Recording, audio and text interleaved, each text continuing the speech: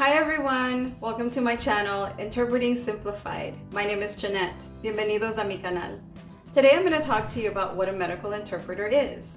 For me, when I go to work, I bridge the language and cultural gap between patients and families and the providers, but there's so much more to that. Now I just want to say that the information that I'm going to share with you, you're going to hear a lot throughout your journey in the process to becoming a medical interpreter. So today I'm just going to break it down, simplify it so that when you do get there and come across these terms, you already know what they mean. So an interpreter is described as a conduit, which just means a channel or a vessel through which the communication flows back and forth from one language to the other. The other part is a cultural broker / coach.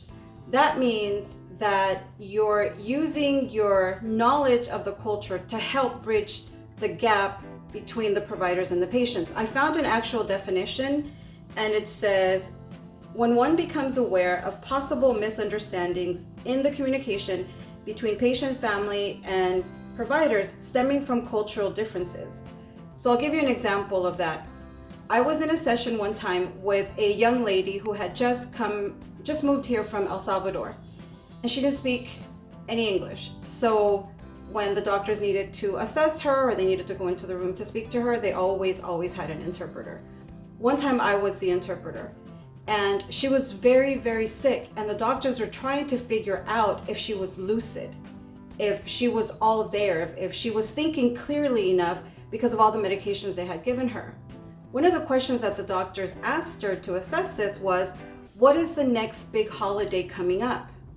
Now, these were American doctors whose next holiday coming up was Thanksgiving. When they asked the patient, her next big holiday was Christmas Eve, Noche Buena. So when they asked her, her answer was Christmas Eve. The doctors were a little concerned because they thought she didn't even know what time of the year it was. So I stepped in as the cultural advocate, consultant, coach, and I explained to them that in El Salvador, Thanksgiving Day is not a big national holiday. And that in fact, her next big holiday is Noche Buena, Christmas Eve. So the doctors were grateful for the cultural input, and that put them at ease that in fact she was lucid and she did know what she was talking about.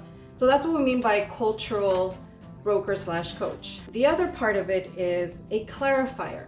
The definition I found for that is someone who makes it easier to understand. A lot of the times you're going to be in situations where things are not clear, the patient's not communicating clearly, or even the providers sometimes don't communicate clearly, and it's our job to make sure that all the communication from either direction is clear. So we have the responsibility to clarify terminology, explanations, situations, or ask for clarifications in those cases. The other one is an advocate. An advocate is really simple. Just the fact that you're making sure that there is an interpreter present, you're already advocating for the family because the family now is receiving the services of an interpreter that they're entitled to. Sometimes the physicians walk into a room and they try to use their Spanglish, and that's not fair to the families. So as an advocate, you go into the room and you offer your services and you say, do you need an interpreter? I can help you with this. That alone is being an advocate. So these are the things that you're going to learn in more detail. These are the things that you have to remember and know as a medical interpreter. But these are the things that make our job so satisfying. I hope this was helpful, and make sure that you subscribe and click the notification button. It's all free, and stay tuned for more videos. Thank you for watching.